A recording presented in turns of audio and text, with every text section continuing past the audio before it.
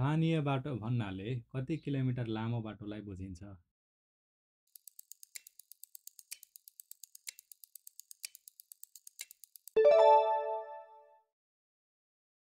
सार्वजनिक सवारीमा ज्येष्ठ नागरिकलाई भाडा दरमा कति प्रतिशत छुट दिने व्यवस्था छ।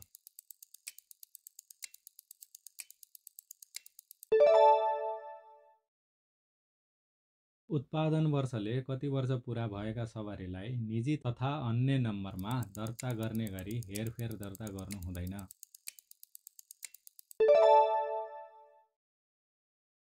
एक पटक दर्ता भएको सवारी पुनः दर्ता गर्न कति अवधि नवीकरण फेल भएको हुनुपर्छ।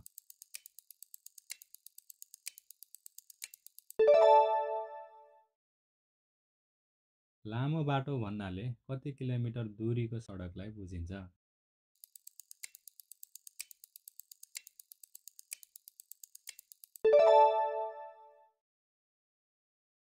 मध्यम बाटो भन्नाले कति किलोमिटर लामो सडकलाई बुझिन्छ।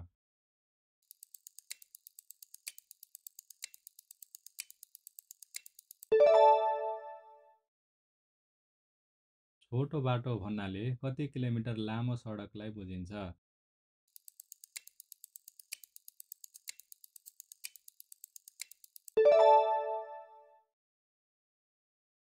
अस्थायी दर्ताको प्रमाणपत्र एकै पटक वा पटक पटक गरी बढीमा कति बहाल अवधि रहेको हुन्छ।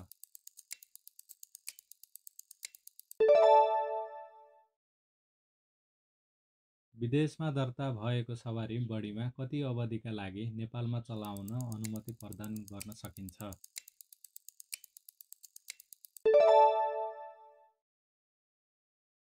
सवारीको हेरफेर दर्ता गर्दा कति दस्तुर लाग्छ।